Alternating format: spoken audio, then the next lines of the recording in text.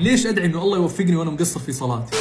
احيانا تكون قاعد مع نفسك وفي شيء شاغل تفكيرك، عندك اختبارات مثلا، او ما تدري كيف بيكون مستقبلك في وظيفتك، او تبغى تتزوج بس ما عندك فلوس. وقتها يكون ودك تدعي الله انه الله يوفقك في اختباراتك، او يزيل هم الوظيفه عنك، او انه يرزقك ويزوجك بنت الحلال. بس قبل ما تدعي تتذكر انك مقصر في صلاتك، وتقول بينك وبين نفسك انه الله ما بيستجيب دعائي اصلا. بعدين تجي في بالك فكره، ليش ما ابدا اصلي الان عشان لما ادعي ربي يستجيب دعائي؟ وبرضه ترجع وتقول بينك وبين نفسك لا انا كذا مصلحجي، وانه ما بديت اصلي الا لما صار عندي مصلحه. حاب اقول لك انك في الحالات هذه انت مو قاعد تكلم نفسك، يعني الحوار اللي في راسك قاعد يصير مو بينك وبين نفسك، بل بينك وبين الشيطان، هو اللي قاعد يوسوس لك، لانه عدوه. الله سبحانه وتعالى يقول في سوره فاطر: اعوذ بالله من الشيطان الرجيم، ان الشيطان لكم عدو فاتخذوه عدوا. الشيطان بفعله هذا يريد ان يغلق في وجهك ابواب الرحمه، وان يجعلك تسيء الظن بربك، فيقوم يقول لك انك انت ترائي وتريد ان تعبد الله حتى يحقق لك امانيك ورغباتك. قال الحارث بن قيس رحمه الله: اذا اتاك الشيطان فقال انك ترائي فزدها طولا. اصحى تسمع كلام الشيطان. اكيد كلنا نحتاج الله في الرخاء وفي الشده، حتى لو كنت مقصر في صلاتك، لعل الله حطك في هذه الظروف عشان ترجع له. تدري انه من افضل العبادات واحبها الى الله الدعاء؟ يعني الله تبارك وتعالى كل ما دعيت والحيت في الدعاء كل ما ازداد محبه لك اكثر واكثر. يعني البشر، خلينا نقول مثلا ابوه، اكيد انه يحبك ولو احتجت له بيساعدك، ولكن لما تطلبه كثير بيمل منك وبيكرشك. بينما الله جل جلاله امرنا بكثره الدعاء، وكمان وعدنا بالاستجابه، كما في قوله سبحانه وتعالى: اعوذ بالله من الشيطان الرجيم: وقال ربكم ادعوني استجب لكم. فنصيحه لكم، احسنوا الظن في الله ولا تسمعوا كلام الشيطان وكثروا دعاء.